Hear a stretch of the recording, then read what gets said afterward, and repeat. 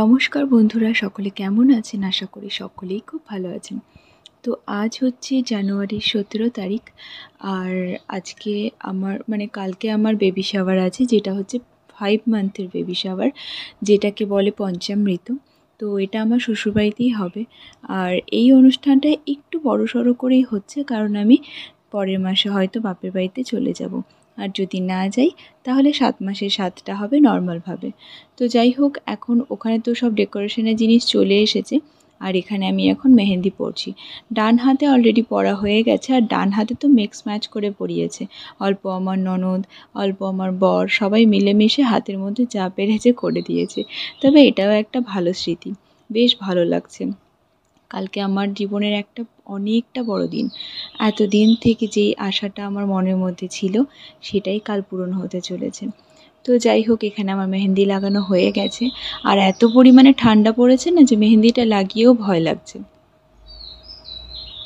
তো good morning everyone. আজকে হচ্ছে 18 তারিখ, আর জানুয়ারির 18। আর আজকে আমার সকাল সকাল ঘুম থেকে উঠে গেছি, কেননা আমাকে স্নান করে ফটাফট ফ্রেশ হয়ে নিতে হবে। আর আমার সাথে বনু ঘুমিয়েছিল। তো এখানে আমি ওয়েদারটা একবার দেখিয়ে দিচ্ছি। ওয়েদারটা বেশ মেঘলা, কুয়াশা কুয়াশা রয়েছে চারিদিকে, প্রচণ্ড পরিমাণে কুয়াশা পড়ে আছে। আজকে যদি এরকমই ওয়েদার থাকে, ভগবান জানে কী করে গেস্টরা ম্যানেজ করবে। তো যাই হোক, সকাল সকাল উঠে স্নান ধান করে নিতে হবে। সব কিছু আমি আগে এগুলো ঠিকঠাক করে নিয়ে তারপরেই স্নানে যাব। আর এখানে আমি ফুললি প্যাকড হয়ে আছি। মেহেন্দিটাও বেশ ভালোই রং হয়েছে। আর এখানে দাদারাও সব চলে এসেছে, কেননা ওদের বলাই ছিল যে আমাদের 10:30টার মধ্যে যেন কমপ্লিট হয়ে যায়। তো দাদারাও সব সকাল সকাল চলে এসেছে। এখানে আমার এই জিনিসটা দেখে এতটাই ভালো লাগছে যে শ্রাবণীর বেবি শাওয়ার, এই দিনটার জন্য কতদিন থেকেই না ওয়েট করেছিলাম। সত্যি কথা বলতে না, মেয়েদের জীবনে এটা একটা অনেক বড় দিন। সবার আশীর্বাদ নিয়ে আজকের এই দিনটা আমার শুরু হচ্ছে। মা বাবারা এখনও আসেনি, বাবা যদিও বা আসবে না, মা আসবে, মাসি আসবে, মামি, দাদু, দিদা আর আমার ননদরা অনেকেই আজকে আসবে। তো সবার জন্য ওয়েট করছি। আর এখন ফটাফট ও যাচ্ছে বাজারে, কেননা মাছ তো অর্ডার করা আছে, সেগুলোকে এখন কেটে তারপরে ও নিয়ে আসবে। মানে যাকে মাছের অর্ডারটা দেওয়া হয়েছিল, সে বলল যে আসার পরেই কাটা শুরু করবে, কারণ পিসটা কেমন কি করবে না করবে সেই কারণেই। আর এখানে দাদাদের মোটামুটি কমপ্লিট হয়েই যাচ্ছে। তো এখানে আমি না বেলুনটাকে আগে যেভাবে লাগিয়েছিল, সেই জিনিসটাকে আমি একটু চেঞ্জ করাচ্ছি, তো সেই জন্য ওরা আবার এটাকে খুলেছে। তো যাই হোক, এখানে বাইরেটা তো অল্প অল্প করে বেলুন লাগিয়েই দিয়েছে। আর যে দাদাটা এই ডেকোরেশনের কাজ করছে না, ভীষণ ভালো বিহেভিয়ার। তো আমার স্নান হয়ে গেছে, আর এখানে মেকআপের সব জিনিস নিয়ে নিয়েছি। আর আজকে আমি এখন এই শাড়িটা পরবো। এই শাড়িটা আমাকে নদিয়া থেকে দিদা পাঠিয়েছে। তো এখন এই শাড়িটা পরে আগে পুজোটা সেরে নেব, যেটা নিয়মে পুজো রয়েছে। আর আমাদের এই বাড়িতে নিয়ম রয়েছে বাপের বাড়ির দেওয়া শাড়িই পরে, তো আমি ওই শাড়িটাই পরবো। আর মা ওকে এই ধুতি পাঞ্জাবিটা দিয়েছে। এটা নিয়মের মধ্যে যদিও বা নেই, বা থাকলেও হয়তো আমার জানা নেই, কিন্তু মা ওকে এটা শখ করেই দিয়েছে যে মেয়ে সাদে নতুন জামা কাপড় পরবে, আর আমার জামাই বাবাজি পরবে না তা তো হয় না, সেই কারণেই। তো আমি এখন এই যে দিদার দেওয়া এই শাড়িটা পরেছি। আর এই ব্লাউজটা আমার সেই ব্লাউজটা যেটা আমাকে বড়দা একটা শাড়ি দিয়েছিল, সেটার ব্লাউজ। তো এখন হচ্ছে ওর তো স্নান হয়নি, আমার স্নান হয়ে যেহেতু গেছে, তো আমি ফটাফট করে আগে মেকআপটা সেরে ফেলছি। কেননা একবার যখন আমি পুজোতে বসে যাব না, তারপর এক এক করে নিয়মনীতি চলতে থাকবে, পরে আমার এই জিনিসগুলো আর হবে না। তো আগে মেকআপটা সেরে নিয়ে তারপরে চুলটাকে স্ট্রেট করব। যদিও আজকে পুরো চুলটা ভালো মতন সকাল সকালই শ্যাম্পু করে ড্রাই করে নিয়েছি। আর এখন এটা বেঁধে রেখেছি, কারণ মেকআপটা তাহলে সুন্দর করে করে নিতে পারবো। সকাল সকাল আজকে এমন ফিল হচ্ছে যে বৌভাতের দিন যেরকম একটা ফিলিংস হচ্ছিল না, সেই রকম একটা নতুন বউ ফিল হচ্ছে। আজকে যে আমার স্বাদ আছে, সেই জিনিসটা কিন্তু একবারও মাথায় আসছে না। তো এখন সবাই আমাকে ওপরে ডাকছে পুজোর জন্য। তো এখন এই শাড়িটা পরে যেটুকু যা রেডি হয়েছি, এভাবেই এখন ওপরে যাব। তো ওপরে আমি এসে গেছি। আর এখন হচ্ছে এখানে যেখানে রান্নাটা হবে, সেখানে আগে আমাকে প্রণাম করে দিতে বলল। আর যে কোনো বাড়িতে যখন অনুষ্ঠান হয় না, তো বাড়ির যে বউ থাকে বা আমার শাশুড়িও অনেক সময় করে দেয়। তো যবে থেকে আমি এই বাড়িতে এসেছি, পুজো হোক যাই হোক, আমি এই উনুনের পুজোটা করে নিয়ে আমি প্রণাম করি। কোনো সময় আমি না পারলে তখন মা করে দেয়। তো যেহেতু আজকে এটা আমার বাড়ির আমার প্রোগ্রাম, তো সেই জন্যই আজকে এটা আমাকেই করতে হবে। তো এই জন্য আগে এখানে পুজোটা করে নিয়ে তারপরে আবার নিচে যাব। আমি তো হাফ রেডি হয়ে আছি, ফাউন্ডেশনে মুখটা যেন একদম সাদা হয়ে রয়েছে। তো এখন হচ্ছে এটা করে নিয়ে নিচে গিয়ে পুরোপুরি রেডি হব।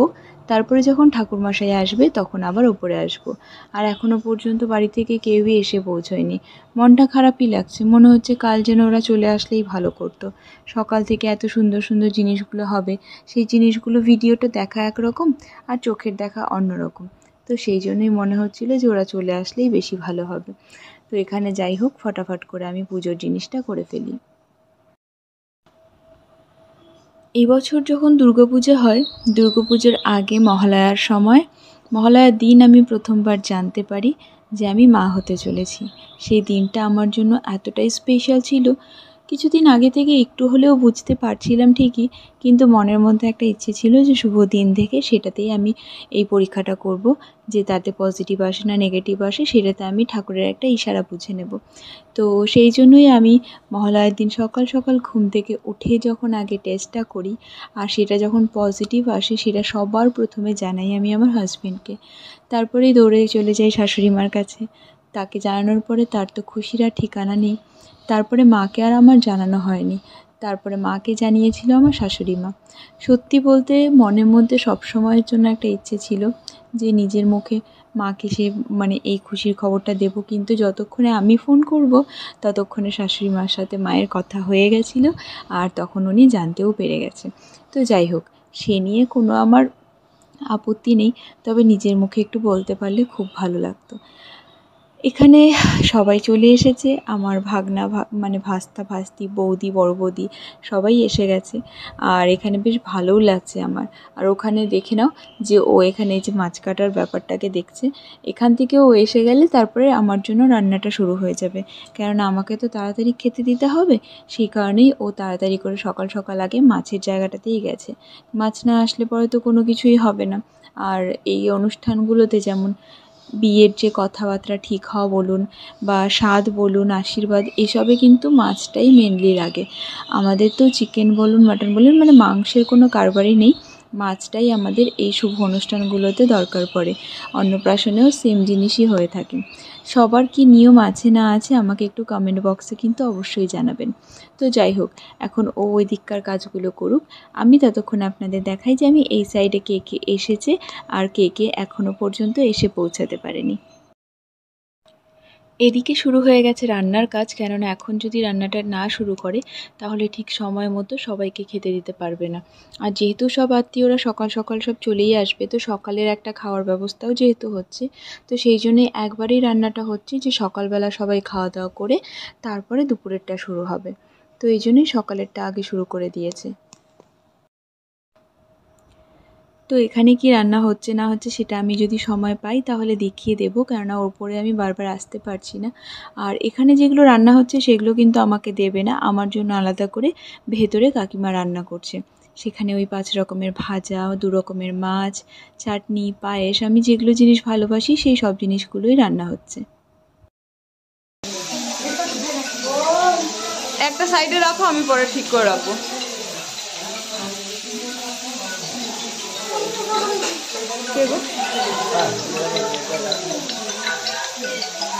হ্যালো,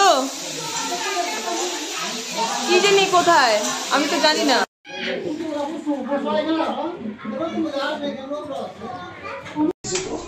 ধান দিতে হবে।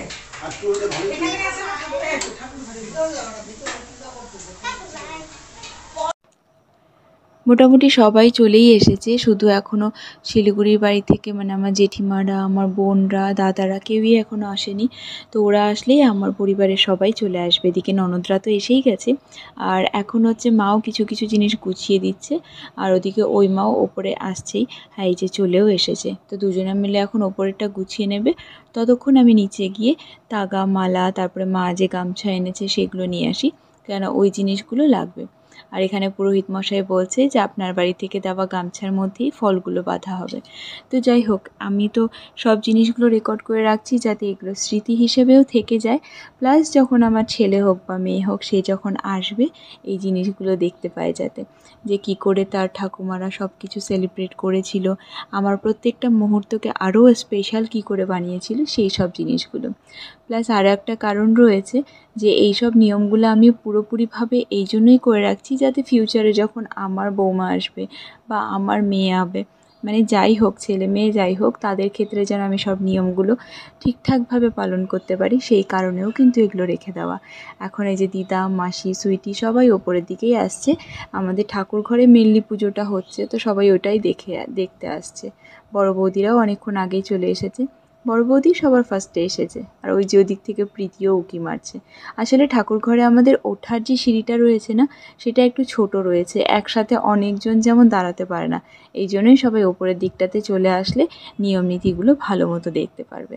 আর এই যে এখানে চলে এসেছে আমার সোনা পাপা, আমার বাড়ির সেই নারায়ণ ঠাকুর। তো সারাদিনে ওর কোনো পাত্তাই পাওয়া যাচ্ছে না। আজকে যেহেতু লোকজন অনেক রয়েছে, ও আসতেও চাইছে না। তো বড় মা ওকে এখন নিয়ে এসেছে, এখন একটু থাকবে, একটু পরে আবারও খেতে চলে যাবে। একটা মেয়ের জীবনে এই ছোট ছোট মুহূর্তগুলো যে কতটা মূল্যবান সেটা একটা মেয়েই বুঝতে পারে। প্রথমে আমাদের জীবনটা কেমন থাকে না, যে বাবা মার ঘরে যেটুকু বছরই থাকি, আমার যেমন 26 বছর বয়সে বিয়ে হয়েছে, তখন যখন এসেছি এই বাড়িতে তখন সব কিছু নতুন রকম।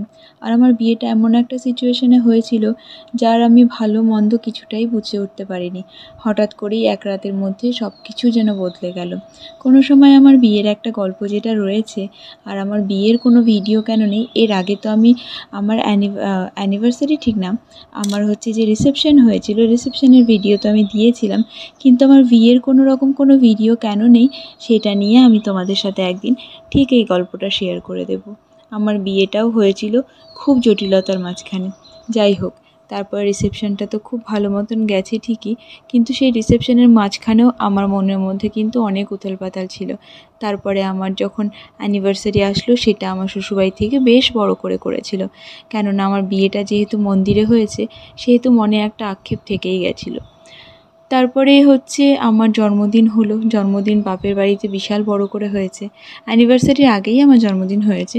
জন্মদিনটা বাপের বাড়িতে বড় করে করার একটাই কারণ, বাড়ি থেকে বিয়ে হয়নি, তো সেই কারণে সব আত্মীয় স্বজন, আমার বরের সাথে কারোর পরিচয় পর্যন্ত হয়নি, সেই কারণেই আমার জন্মদিনটা বড় করে রাখা হয়েছিল, সবার সাথে আমার বরকে পরিচয় করে দেওয়ার জন্য।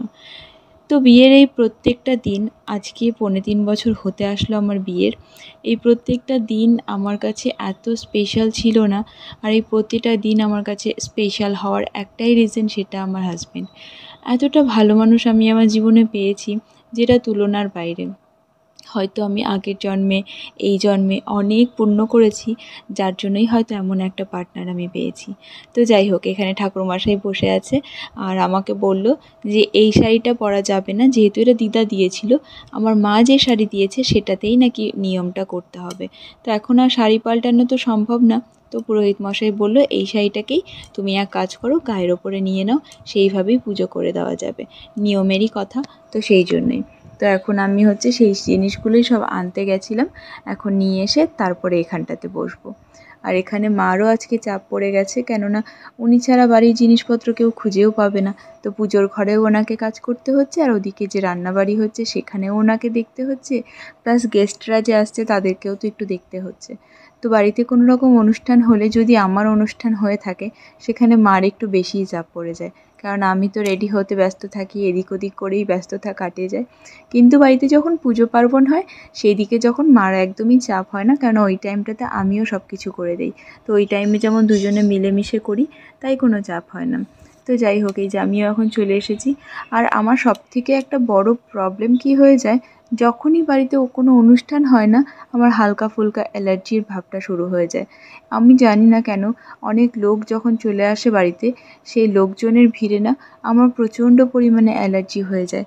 এখন শুধু একটাই ভয় লাগছে যে ফটোগ্রাফার বলেছি, এত ডেকোরেশন করেছি, এর মধ্যে যদি আমার চোখ মুখগুলো ফুলে ওঠে, তাহলে সবটাই যেন বৃথা হয়ে যাবে। তো যাই হোক, এখন আমি তাগামালাটা বৌদি আমায় পরিয়ে দিচ্ছে, এখন এটা পরে নিয়ে তারপরে বসবো পুজোতে। প্রথমে কথা হয়েছিল যে পঞ্চামৃত যেটা 5 মাসে হয় সেটা নর্মাল করে বাড়িতে শুধু পুজোটাই রাখা হবে, তারপর 7 মাসের স্বাদে বড় করে অনুষ্ঠান করা হবে। কিন্তু তারপরেই ঠিক হলো যে আমি আবার বাড়িতে চলে যাব। বাড়িতে গেলে তো আর আসতে পারবো না, কেননা আমার মালবাজারের বাড়ি থেকে দাসপাড়ার বাড়ি মোটামুটি অনেকটাই দূর। যেমন মালবাজার থেকে শিলিগুড়ি যতটা দূরত্ব, শিলিগুড়ি থেকে দাসপাড়া সেম দূরত্বটাই রয়েছে। তো এতটা জার্নি করাও সম্ভব হবে না। তো সেই কারণেই সবাই একটা আলোচনা করে বলল যে না, একবারেই তাহলে একটা অনুষ্ঠানই করা হোক, যেহেতু 7 মাসে হচ্ছে না। তো তারপরে তো ঠিক হলো যে না, ঠিক আছে, এইভাবে এটা করে নিয়ে তারপরে আমি বাড়িতে চলে যাব। বাড়ি থেকে তারপরে মা ওরা গিয়ে 7 মাসেও যেহেতু শ্বশুরবাড়ি থেকে সাধ দেয়, তো মা ওরা ওই বাড়িতে গিয়ে টুকটাক একটা নিয়ম করে রেখে দেবে। তো সেই কারণেই এই অনুষ্ঠানটা বড় করে করা। আর এখানে পুরোহিত মশাই ভুলে গেছিল যে গামছার মধ্যে বাঁধতে হবে সেটা, আর ভুল করে সেটা আমার আঁচলেই বেঁধে দিয়েছে, যেটা কিনা আমি আর খুলতেও পারবো না। পুরো অনুষ্ঠানে আমাকে এটা নিয়েই বয়ে বেড়াতে হবে। তো যাই হোক, এই জিনিসটাকে এখন তো আর খোলা যাবে না।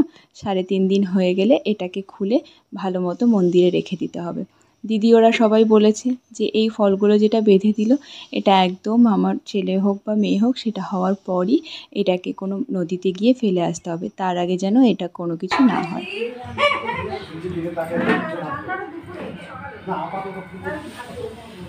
বলো নমো, বলো নমো জবা কুসুম শঙ্খাসং কাশ্যপ।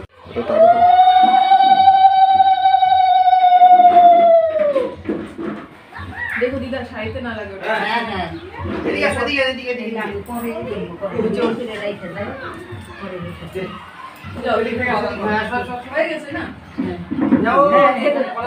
বলো কোনটা কি হয়, মানে পাটার ওটা কি হয়? আচ্ছা তুমি উঠাও তারপরে বলো। পাটাটা কি হয়? শোনো, এটা তো মানুষের মনে ভিড় যে ওগুলা কিছুই না।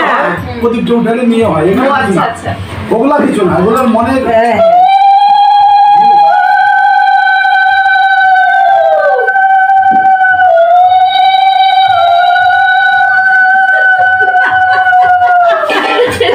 আমাদের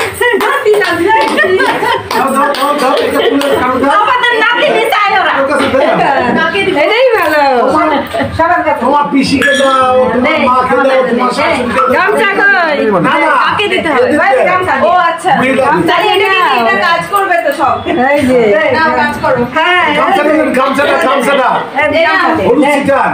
সারা বছর এটা দিয়ে ঘুরবা। হলুদ ছিটাবো না? হলুদ ছিটাবো না? হ্যাঁ। এটা হলুদ নিয়ে আসতে হবে। এটা গামছায় হলুদ দিব না? এটা মানে কি? এটা মানে তো নাতনির মেয়ে হাঁকছে। এটা লক্ষ্মী। হ্যাঁ, মানেগুলো জানি নাও। আমি তো তোমার সব নিয়মগুলো রেকর্ড কেন করে রাখছি যে এরা কি নিয়ম বলে না, আমি ভাবছি যে তারপরে তুমি বুড়া। তো এখানে এখন সবার খাওয়া দাওয়া শুরু হয়ে গেছে, মানে সকালের খাওয়া দাওয়া, যেহেতু ওরা এতটা মানে লেট হয়ে গেছে আর দুপুরে রান্না হতে আরও দেরি হবে, তো সেই জন্যই খাওয়া দাওয়াটা শুরু করে দিয়েছে। চুচু করতে এখন বলতে মানে এই যে ধুতি পড়লাম লাস্ট খাবো, আর ধুতি পড়বো না এটা। পায়ে এত বাড়তেছে না, পুরো উঠে পড়ে যাবে। তুমি তো অনেকটা নিচু করে পড়ছো এটা। মনও খাচ্ছে না কেন? ওর হ্যাঁ ভাগ্নি বোন সবাই বসতে মামামের সাথে একটু খাও যাও।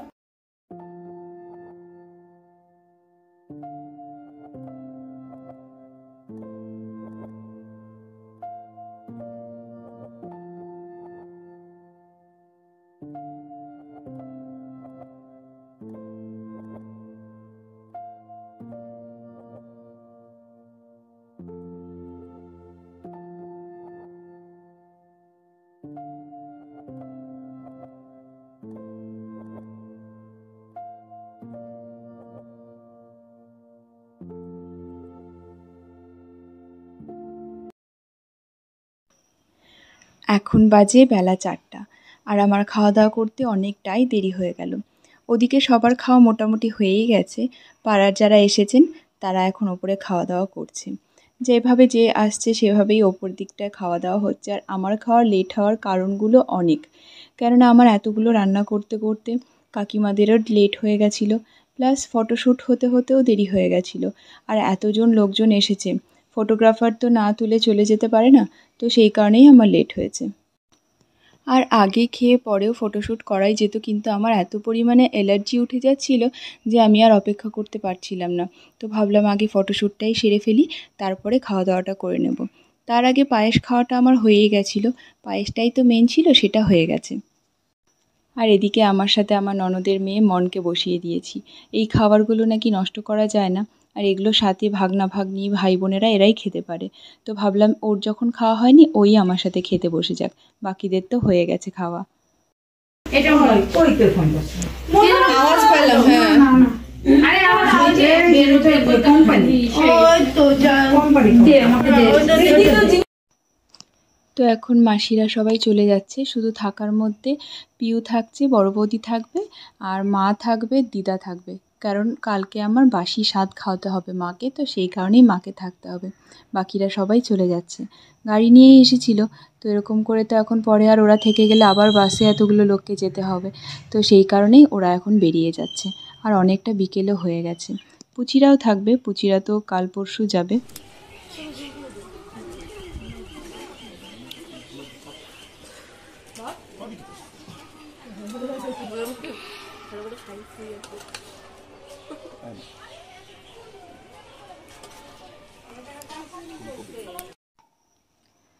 সবার খাওয়া দাওয়া হয়েই গেছে মোটামুটি, আর মা আর আমার শাশুড়ি মা এখন ওপরেই আছে ছাদে, হয়তো দু একজনের বাকি আছে, সেটাই ওরা দেখাদেখি করছে। আর এখন আমি এখানে সব গিফটগুলো খুলতে বসেছি, কারণ পিসিরাও একসময় চলে যাবে, আর কালও একটু তাড়াহুড়ো রয়েছে যেহেতু, তার জন্য পিসিরা তো বেরিয়ে যাবে, আর তো দেখানো হবে না। তো তাই ভাবলাম যে সবাইকে একবার দেখিয়ে দেই। আর জিনিসগুলো এত ভালো ভালো পেয়েছি না যা বলার না। আর যেহেতু এটা ঠান্ডার দিনে হয়েছে, চাদর পেয়েছি বেশ কতগুলো, শাড়িও পেয়েছি সুন্দর সুন্দর। কখনো একবার সময় করে আমি কী কী গিফট পেয়েছি সেগুলো একদম ডিটেলসে একবার দেখিয়ে দেব। ভয়েস ওভারটা তো আমি পরে দিচ্ছি, সেই কারণে আমার জানা রয়েছে প্রত্যেকটা গিফটস আমি খুবই সুন্দর সুন্দর পেয়েছি। আর এই যে হাতে হলুদ শাড়িটা, এটা আমার বড় বৌদি দিয়েছে, বেশ সুন্দর অ্যাপ্লিকের কাজ করা রয়েছে। যাই হোক, শাড়ি তো প্রচুর পেয়েছি, এবার পুজোয় আর শাড়ি কিনতে হবে না। হাতে যেই শাড়িটা রয়েছে আমার, এই শাড়িটা আমার ননদ আমাকে দিয়েছে। শাড়িটা ফটোতে অতটা সেইভাবে আসছে না, তবে শাড়িটা এতটাই সফট আর এতটাই সুন্দর যে বলার মতো না। একটা সবুজের মধ্যে সুন্দর একটা পিঙ্ক কালারের পাড় রয়েছে। আর এই শাড়িটা দিয়েছে আমার পিসি শাশুড়ি। প্রতিটা শাড়িই সুন্দর পেয়েছি, বললামই তো যে আমি যেমনটা পছন্দ করি সবাই আমাকে ঠিক তেমনটাই দিয়েছে। তো যাই হোক, সবাইকে দেখানো টেখানো হয়ে গেলে তারপরে এগুলো সাইড করেও রাখতে হবে। রাত্রেবেলায় আবার সবার খাওয়া দাওয়া রয়েছে, খাওয়া দাওয়া করে সবাই তো একটু রেস্ট করবে, কারণ কাল আবার একটা প্রোগ্রাম রয়েছে। আর এই শাড়িটা আমাকে দাদু দিয়েছে, এই শাড়িটা আমি নিজের বুটিক থেকেই নিয়েছি। এই শাড়িটা আমার এতটাই পছন্দ ছিল যে বলার মতো না। আর এই বছর বললামই তো এতগুলো শাড়ি পেয়েছি যে এই কটা দিয়ে আমার পুজো খুব ভালো মতো কেটে যাবে, তাই পুজোর সময় আমাকে আর কিছু নিতে হবে না।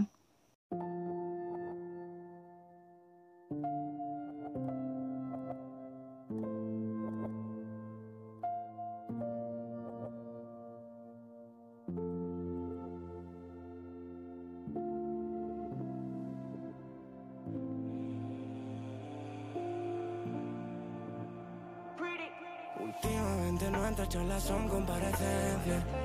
Un pasito más para la indulgencia. Un abogado por si acaso, y si el juez está de paso, termina dictaminando la sentencia. Salimos presuntos de inocencia. Pasito para atrás por si nos arrepentimos. Si nadie es culpable, pues culpamos al destino con él.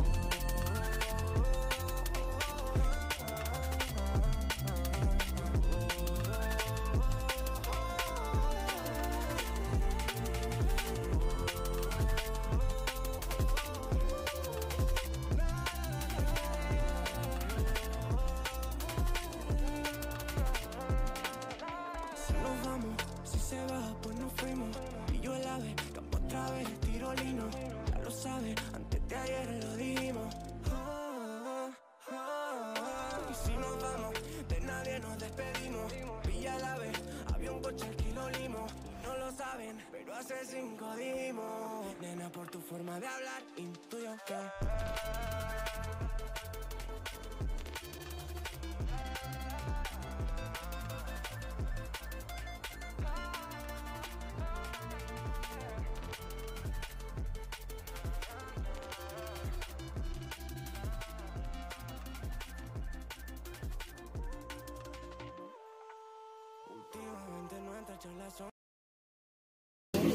হ্যাঁ দিয়ে দাও।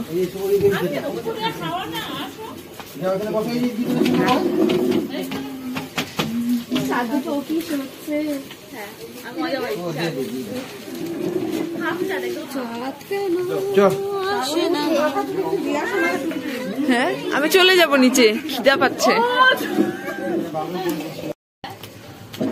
খালি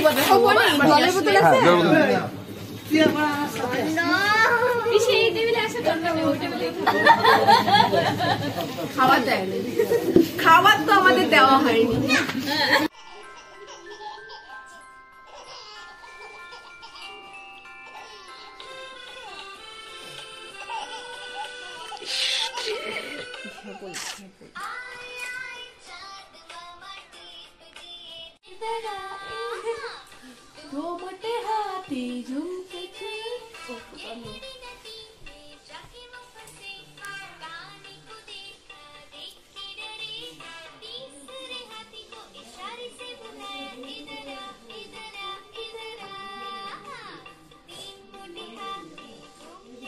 এই গানটাও শোনে।